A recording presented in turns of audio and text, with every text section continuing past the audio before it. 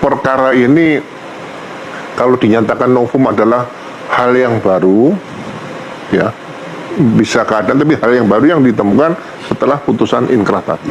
Nah, mulai dari pertama, ini pendidikan kepada masyarakat juga, kan saya pernah di Propam, pernah penyidik juga pernah. Jadi gini, laporan polisi itu ada dua, model A dan model B. Model A itu yang dilakukan oleh polisi pada saat mendatangi TKP, seperti kasus Vina dan Iki.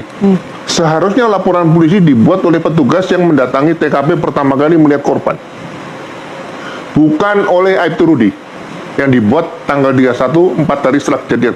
Itu yang fatal, supaya masyarakat tahu. Jadi kalau laporan model B itu dibuat oleh masyarakat yang mengadu kepada polisi, berbeda ya. Nah, ini ditemukan nggak? Berarti ada hal baru yang ditemukan, laporan polisi sudah salah. Kemudian substansi atau materi laporan polisi kita baca, Aibtu Rudi seolah melihat suatu peristiwa kejadian yang dia lihat dengan matanya sendiri. Dari mana dapat peristiwa itu? Berarti kan dia mengarang cerita sendiri. Nah, rekayasa di sini udah sangat jelas. Kalau saya masih Kadipropam, saya periksa habis. Seperti itu, gitu aja. Ketika pertama kali Anda menyimpulkan atau Anda berkesimpulan, berasumsi bahwa ini merupakan rekayasa, dari mana kecurigaan itu berawal? Pertama, laporan polisi tidak dibuat oleh petugas yang datang ke TKP pertama kali.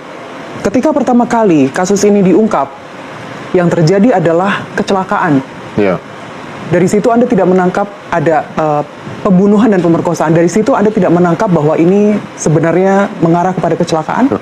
Kalau kecelakaan sekarang, polisi yang membuat laporan kecelakaan dilanjutkan atau enggak?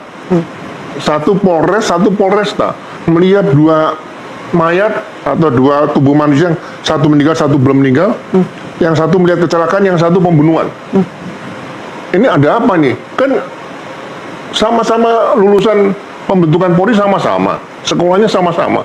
Masa melihat dua mayat seperti ini bisa satu laka lantas, satu ini? Saya belum melihat proses kecelakaan lalu lintas, makanya saya tidak berani berandai-andai ini kecelakaan lalu lintas. Kalau nanti terbukti kecelakaan lalu lintas, ya silakan. Berarti memang tidak ada pembunuhan. Tapi kalau sebelum ada berkas yang dinyatakan kecelakaan lalu lintas tunggal, ya saya mau mengatakan seperti saya tidak berani. Kenapa tidak berani, Pak?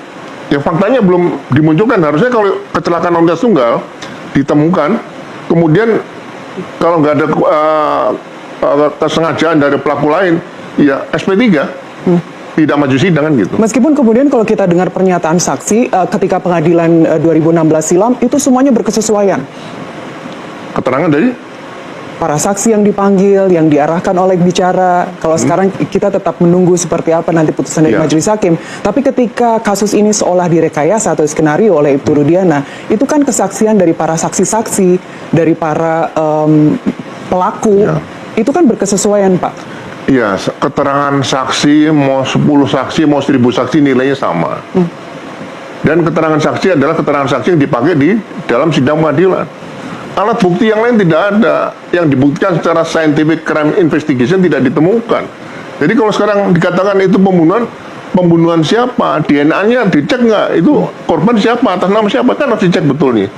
Iya kan, ada ditemukan daging. Daging siapa ini di situ kan? Gitu. Memang polisi itu perlu sekolah, perlu orang pintar, tidak asal masuk polisi. Jadi ya saya sebagai seorang perwira Polri merasa masih ada penyidikan seperti ini. Harusnya setelah saya pensiun 2014 seperti ini tidak ada.